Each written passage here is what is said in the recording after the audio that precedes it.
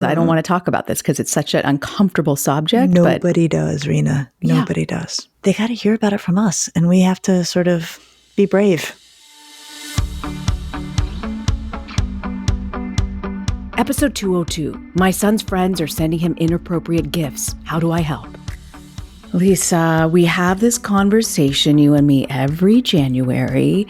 I do not like winter, and I feel like I have, what is that called? The seasonal? Oh, seasonal affective disorder. Yes, because I like the sun. I like the warmth. So give me something, like, how do I get through this? I feel like it's too cold and I just don't feel happy. Well, there's that saying, if you can't get out of it, get into it. No, tell me more. Yeah, so maybe go buy yourself a really nice new winter sweater that you're going to be so excited to wear. Oh, gosh. You know how retail therapy really helps me. It is a form of therapy. I'm not gonna challenge that. Gosh. Okay. Well, I like that. What is it? Get into it? What? If you can't get out of it, get into it. If you can't get out of it, get into it. All right. Well, it's also kind of fitting into this topic because I don't want to talk about this because it's such an uncomfortable subject. Nobody does, Reena. Nobody does. And I think it's an important one. In fact, our first season, you wanted to talk about porn. And I'm like, I don't know anybody who wants to talk about porn and parents, but it's sort of one of these silent things that it's important to talk about. Let's get right into this letter. Dear Dr. Lisa, 2 years ago, my 13-year-old got his first cell phone with access to WhatsApp, a browser, and YouTube. Before giving him the device, we signed an agreement, and we were clear in the rules that had to be followed. We specifically said something about pornography and access to it in the sense that it was off limits and not age appropriate. We also agreed that sometimes we would monitor his device with a, quote, parenting app. One day, we found out that one of his friends from school had sent him 2 GIFs of pornographic content. At the time, my husband had a talk with him, and he was told he had to erase those GIFs and tell his friends not to send that content to anyone. We thought we had moved past this, but this week, 2 other pornographic GIFs were sent to him by the same boy. He didn't tell us. We found them. And again, we told him that even though he had not sent these images, he should not, under any circumstances, keep them or distribute them. We don't know what to do, and our objective is really to protect him as much as we can, and also to teach him how to responsibly navigate on these waters. At his age, all he wants is to belong with his friends, and we understand this. Any help is greatly appreciated. We want to do this the right way. Thank you. Okay, first off, why are they sharing them? Is there nothing better to share than pornographic GIFs? Why do it? Oh man, why are they doing it? There's a lot of reasons kids do it. Being a psychologist, I'm going to make a psychological inference around this. It's pretty upsetting for kids to see porn. It's exciting often and also upsetting side by side. But why? Explain the upsetting part for a teen. The porn that is out there is, by and large, I'm actually going to kind of loosely quote a research paper, extraordinarily violent and degrading, almost always towards women. So it's not soft erotica. It's not, romantic by any measure, I would say. It all looks like rape. It's really intense. It's really overwhelming. I think it's often overwhelming for adults to look at. Mm-hmm. I cannot imagine what it feels like for kids to look at it.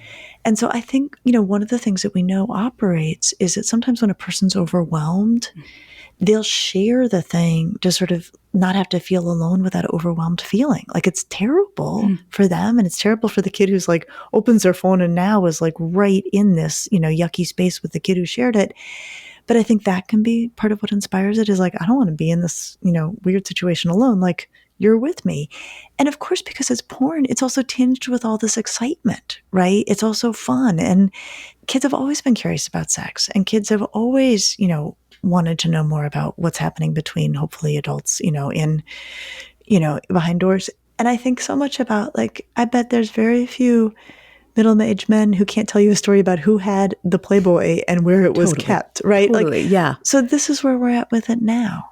Lisa, why do you think it is that this boy didn't tell his parents about the gift the second time it came in? I feel so bad for this boy, right? I mean, I'm going to assume he is really just an innocent bystander to this. From the way this letter was written, it sounds like the parents, handled it well, took it seriously. And, we're like, this is a no, this is a don't. Tell this kid to knock it off, right? And then, of course, the friend didn't knock it off. The friend did it again. So this letter so sensitively acknowledges, like, this kid's in a jam, right? This kid is in a jam. He is stuck between a kid who is persisting in crossing a line, which at some level tells you something about that kid, right? This kid isn't always going to follow the rules. This kid isn't going to do as told. And parents who have said, tell him he can't do that anymore. So this boy is like really stuck betwixt and between. And, I can imagine he's probably like, let me just cross my fingers that they're not going to find out that this is still going on, because I don't want to take this friend on. I don't want to get into it with this kid. Yeah.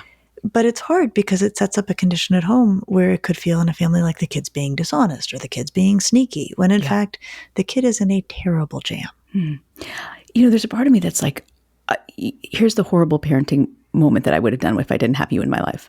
I would have like deleted this kid's number, not let him have any access, blocked the kid, because you know why, Lisa?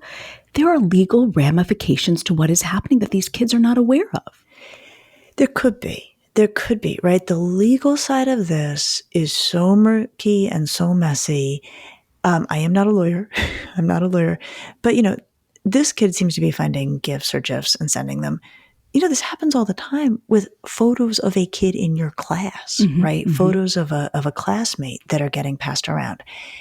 I think the legal jeopardy is much higher if it's like a known person whose photos are being shared against their will.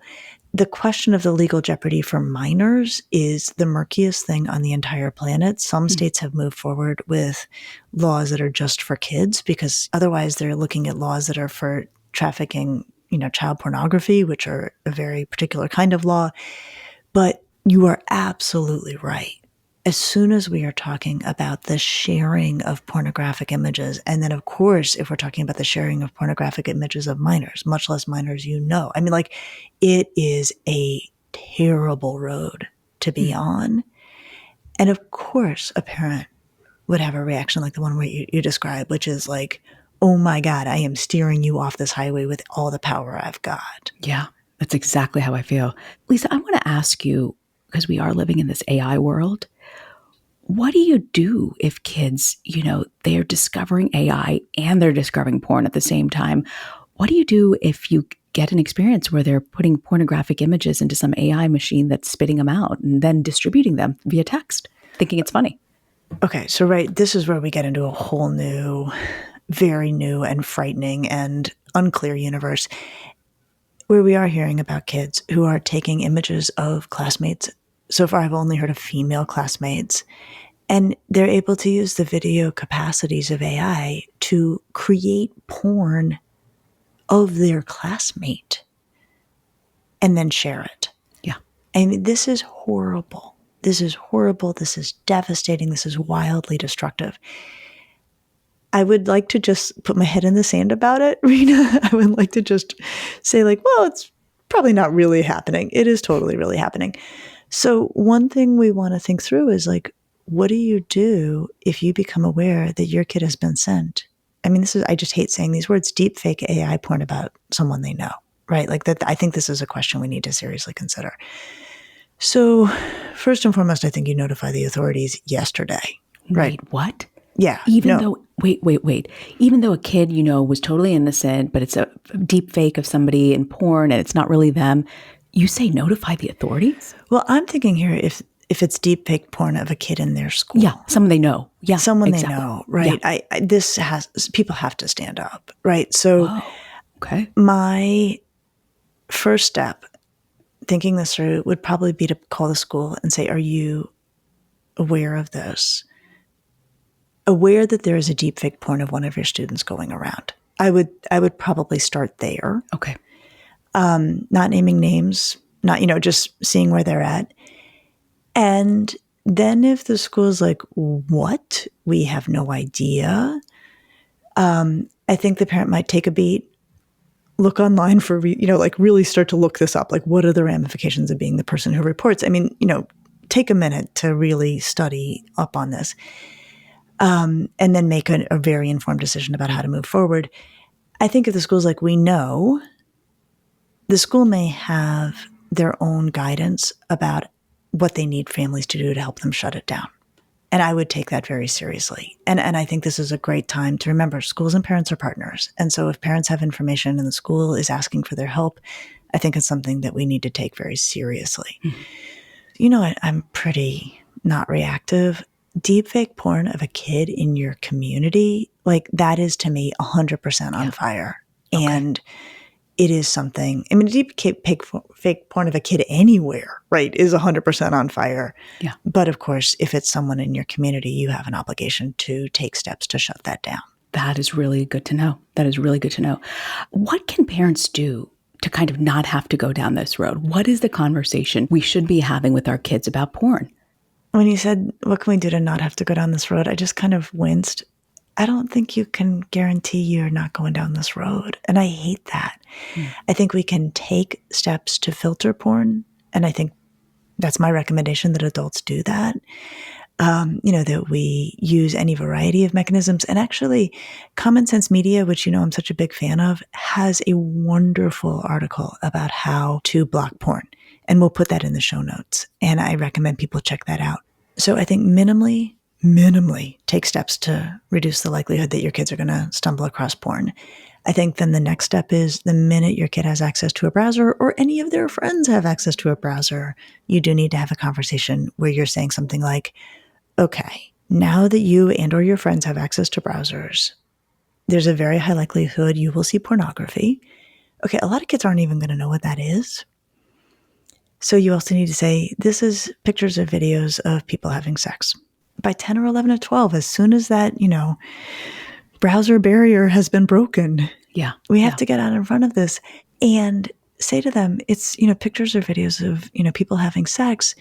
And then I think we also need to say, I hope you don't come across this, but if you do, it's going to be very upsetting to you. It's usually very violent. It's usually very overwhelming.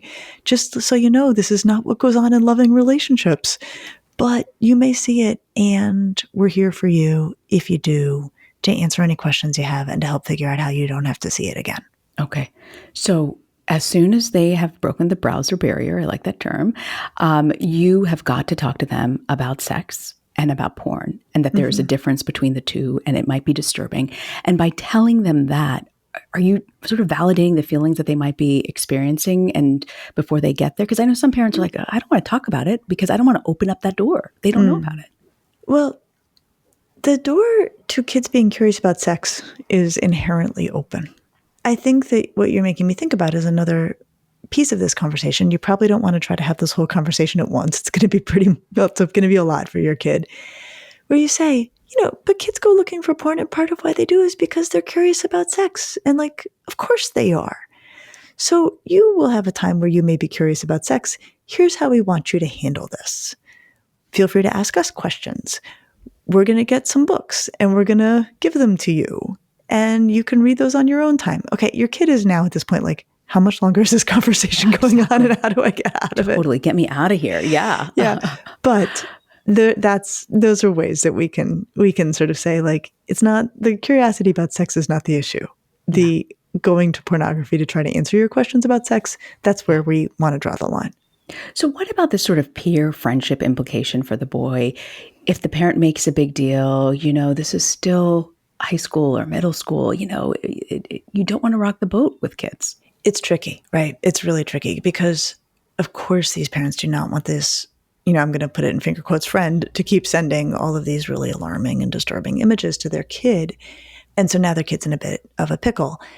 I'm going to go back to advice that I seem to be giving a lot these days, which is offer to let the kid blame their good behavior on you. Mm-hmm.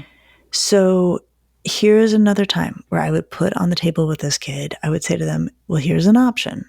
If you want to tell your friend that we, keep monitoring software on your phone or monitoring your phone somehow, and we saw this, and we are close to calling your friends folks, and if your friend sends this again, we're going to call his folks, you feel free to let him know that. That could actually be a good deterrent. I mean, I feel like that's a good halfway step without isolating the kid totally socially. Totally. And the parents they can say to their own kid, we're not 100% sure we're going to pick up the phone and call his folks if this happens again, but you should feel free to tell him that that is an option. And that, Reena, actually thinking more broadly about the issue of kids demanding stuff, sending stuff, right? This happens between kids. This has been going on for a long time now, unfortunately, where kids are, kids sext, which is, got its legal implications, but there's also kids who pester their peers to send nude photos or send unsolicited photos. I have often, when I'm helping with those situations clinically, I have advised teenagers, if there's a kid who's harassing them for photos, I've advised them to say, if you keep it up, I'm going to show my folks what you're doing. Like, knock it off. So not all kids are going to be into that or want to, involve their parents or even threaten to involve their parents. Obviously blocking that kid who's harassing you is an important thing. And then the same thing, like, kids will send photos that nobody wanted to see of, their intimate parts of their bodies. Yeah. And again, blocking that kid is always a good place to start. So it sounds like from this episode, what I'm hearing from you is you've got to have these conversations early with your kids to make them aware, even if you might not want to open the door. At some point, it could be opened, and it's better to sort of get them aware ahead of time. And the second thing is giving them options of, if this happens, here are some things that you should do and be aware of, and also even talking a little bit about the legal implications. 100%.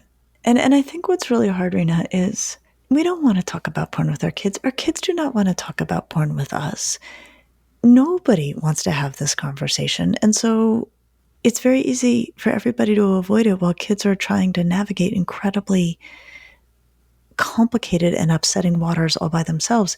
And so what I'm asking of us is a really hard thing to do, which is to bring up the conversation that nobody wants to have and that your kid may not see coming and definitely doesn't want to have. It is still better for them to hear about it from you first, to know that you are their partner in trying to understand human sexuality and also not become overwhelmed by images that are sent to them unwittingly, or that they didn't want to see. They got to hear about it from us, and we have to sort of be brave and do this. Is there anything else, Lisa, that you want parents to know about this conversation? You've always drilled the importance of having this, but what else are we not thinking of that might be important for parents to know about this type of a situation? The other thing that hasn't come up that's so essential is checking in with this boy about what he saw.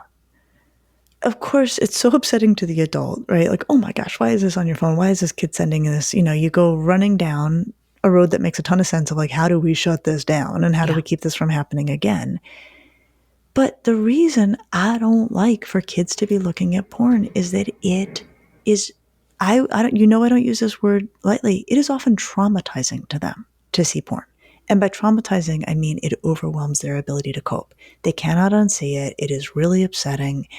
Reena, I will tell you, when my kids were little, in short order, I took care of 2 different cases in my practice where a young kid, like 6, 7, 8, had been at a sleepover at a friend's house, and an older sibling, in both cases an older brother, thought it would be really funny to show pornography to the little kids. Little kids, of course, are blown out of the water by it and feel tremendous shame, right? There's an awareness that there's shame that is caught up in this. Don't say anything to their family. Don't sleep for 6 months. And then finally, like, it all comes flowing out like, I saw this horrible thing. And so we have to do a couple things here. First of all, I made a rule on the spot in that moment that my kids were not actually, when they were little, not allowed on technology in anybody else's home. I tried to make it really clear that, if they were going to have a play date with a friend, that if the friend was like, let's look at the computer, or a sibling was like, want to see my computer, I tried to make it easy for my kids to say, I'm not allowed on any technology doesn't belong to my family. But it's so much harder with teens, right? You can't really do that when a teen is going over to another teen's house, right? So, but you're saying in the early days, that's a good policy. It's a good policy. Mm-hmm. But with this kid who has been sent stuff that he, let's presume, had no intention of seeing. Yeah. I think once you deal with trying to shut it down and trying to talk with him about, what the legal ramifications may be of having something like this, and this can take 14 different forms. It will have 14 different legal ramifications, but really thinking that through and having that conversation. then, and maybe again, not in the same conversation, there is value in checking in and saying, okay, I was pretty freaked out by that image.